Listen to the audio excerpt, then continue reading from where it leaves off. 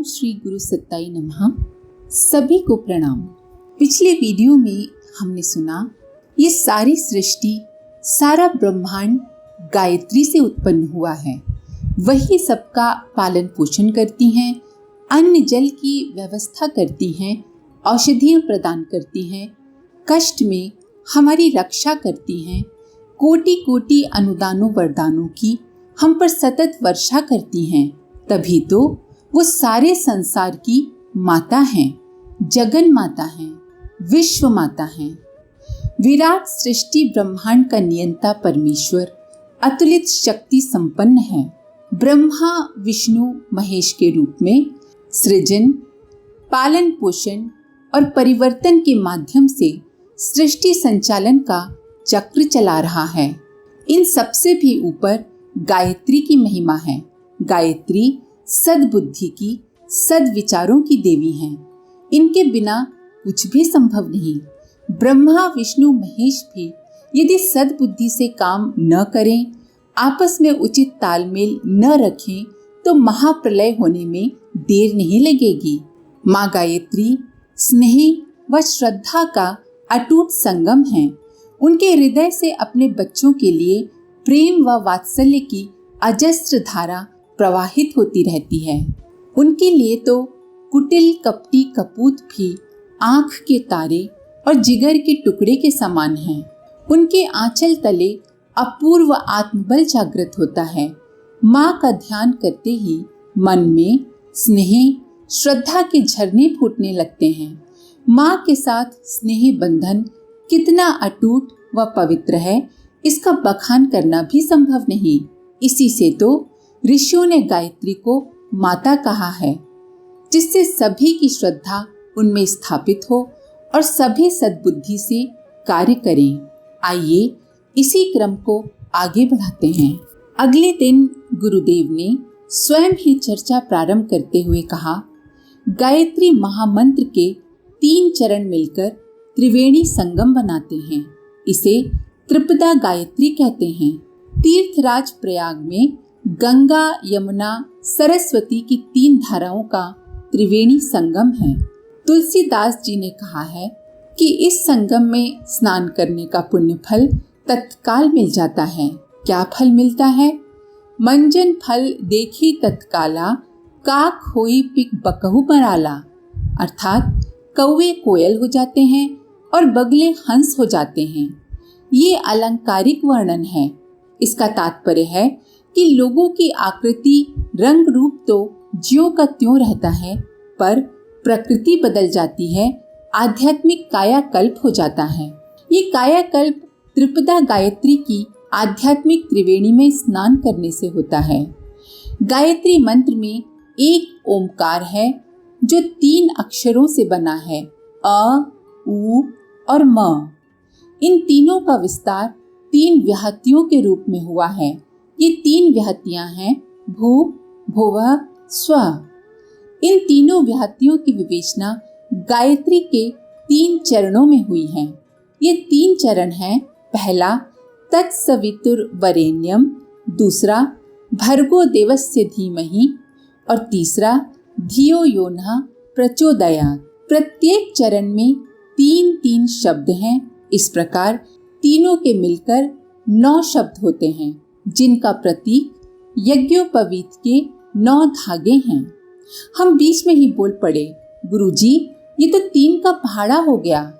गुरुदेव बोले, हाँ बेटे, तभी तो इसे त्रिपदा गायत्री कहते हैं। इसमें 3 की बहुत महिमा है। इन तीनों चरणों में परब्रह्म का वर्णन करते हुए ईश्वर को 3 सर्वोच्च विशेषताओं सत, चित, आनंद के रूप में पुकारा गया है। मानव जीवन में इसकी झांकी सत्यम, शिवम, सुंदरम के रूप में होती है।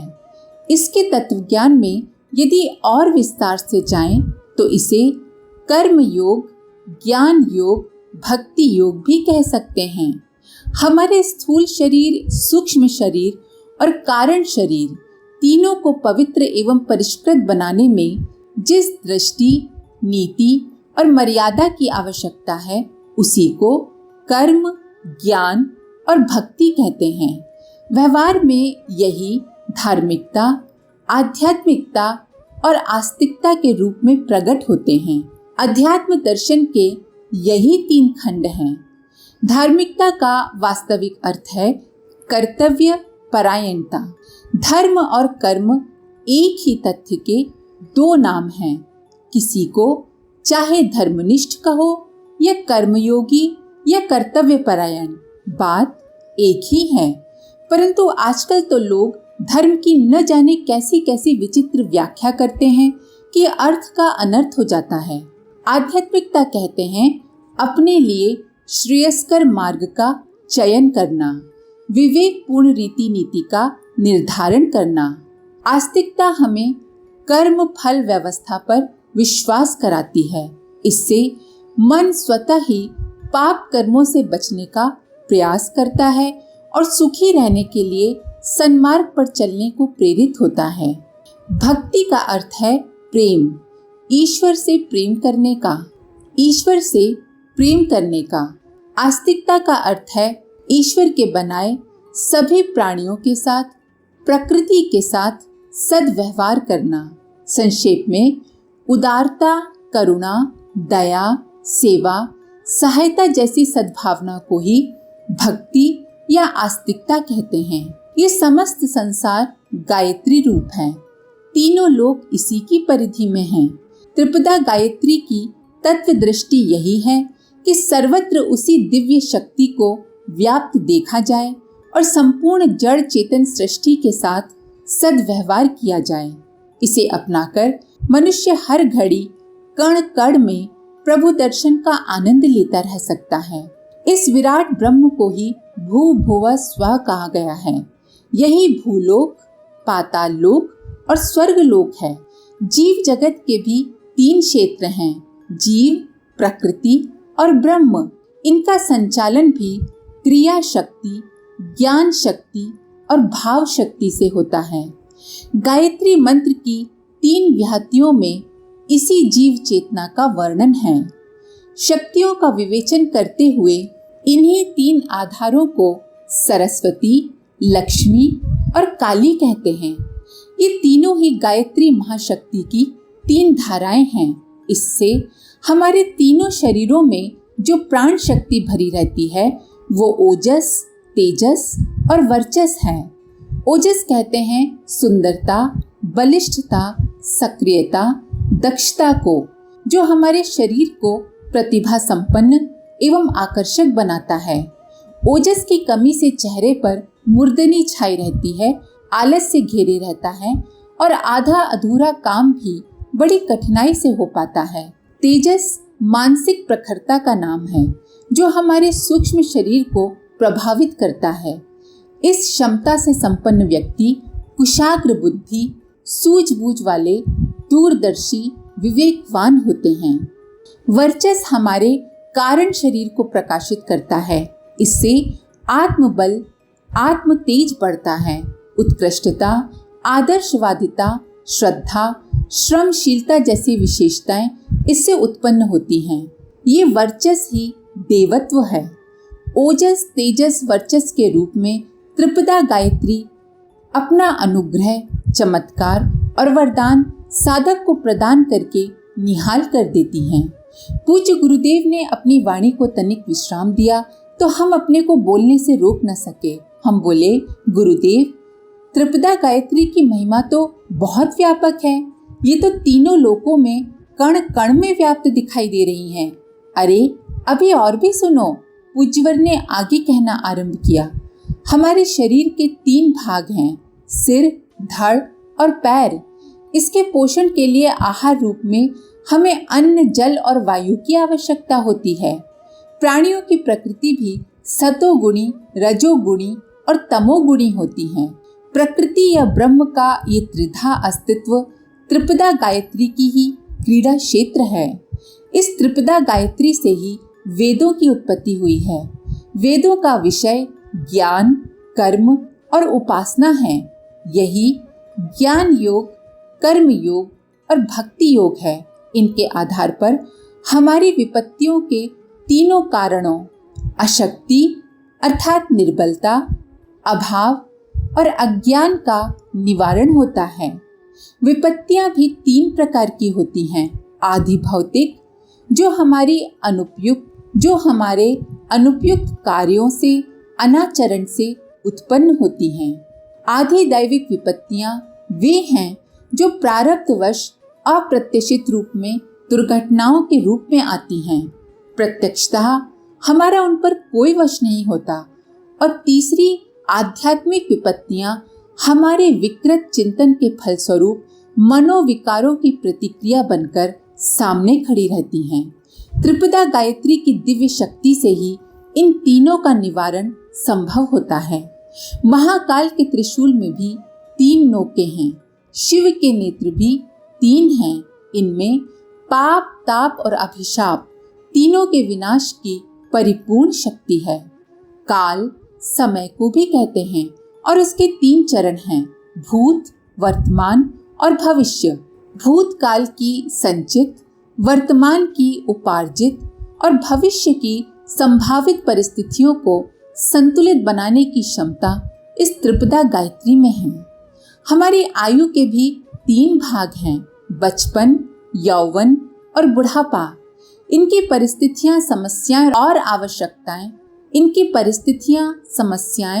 आवश्यकताएं एक दूसरे से सर्वथा भिन्न हैं। त्रिपदा गायत्री अपनी अनुकंपा से यथा समय उपयुक्त प्रकाश देकर आनंद से परिपूर्ण कर देती हैं। ये त्रिपदा गायत्री 3 चरण वाली है। 3 शरीर, 3 लोक, 3 गुण, 3 देव, 3 शक्ति, 3 काल के रूप में इसका विस्तार है। मनुष्यों की परख उनके गुण, कर्म और स्वभाव के आधार पर ही होती है। त्रिपदा गायत्री की उपासना के फल भी 3 हैं, अमृत, पारस और कल्प वृक्ष। गुणों की दृष्टि से त्रिपदा को निष्ठा, प्रज्ञा और श्रद्धा कहा गया है। निष्ठा का अर्थ है तत्परता, दृढ़ता। प्रज्ञा कहते हैं विवेकशीलता, दूरदर्शिता को, और श्रद्धा है आदर्शवादिता और उत्कृष्टता। तो देखा बेटे, इस महामंत्र का, त्रिपदा गायत्री का विस्तार कितना व्यापक है। हाँ गुरुदेव, ये सब सुनकर तो हमारे ज्ञान चक्षु खुल गए। हम बोले, पूज्य गुरुदेव बोले, हाँ बेटे, इस त्रिपदा गायत्री की विशालता को मापना हमारे बस की बात नहीं है। जो कुछ हमने तुम्हें बताया है वो तो उस शक्तिपुंज का एक अंश मात्र है। ये अनेकानेक सूक्ष्म शक्तियों का स्रोत है। इस गायत्री महाशक्ति के 2 रूप हैं, एक ज्ञान, दूसरा विज्ञान। ज्ञान पक्ष को उच्च स्तरीय तत्व ज्ञान की, ब्रह्म विद्या की, ऋतंभरा प्रज्ञा की संज्ञा दी जा सकती है। ये आस्था और आकांक्षा को उच्च स्तरीय बनाने का साधन है। स्वाध्याय, सत्संग, चिंतन, मनन की गतिविधियां ज्ञान पक्ष के निमित्त ही चलती हैं। ज्ञान यज्ञ, विचार क्रांति आदि बौद्धिक उत्कृष्टता के साधन इसी आधार पर जुटते हैं। गायत्री का दूसरा पक्ष है विज्ञान। उपासना एवं साधना की अनेक प्रथा पद्धतियों के रूप में इसका विधान है। विज्ञान पक्ष वो साधन है जिससे मनुष्य अपनी प्रसुप्त चेतना को जगाने, साधने और सदुपयोग करने में समर्थ होता है। इसी को गायत्री महाविज्ञान कहते हैं। प्रसुप्त का जागरण इसका उद्देश्य है। मनुष्य की महानता को सुधारने, उभारने और उछालने के तीनों प्रयोजनों को ये पूरा करता है। इसी के सहारे भौतिक प्रगति के अनेक आधार खड़े होते हैं। फिर गुरुदेव बोले, अरे आज तो बहुत समय हो गया, अब कल इस महामंत्र का अर्थ समझाएंगे। आज के लिए इतना ही। अपने विचार कमेंट बॉक्स में जरूर लिखें। आप सभी का धन्यवाद। ओम शांति। हमारे YouTube चैनल को सब्सक्राइब करें और बेल आइकन को दबाकर ऑल पर क्लिक करें ताकि आने वाले सभी वीडियोस की नोटिफिकेशन आपको मिलती रहे।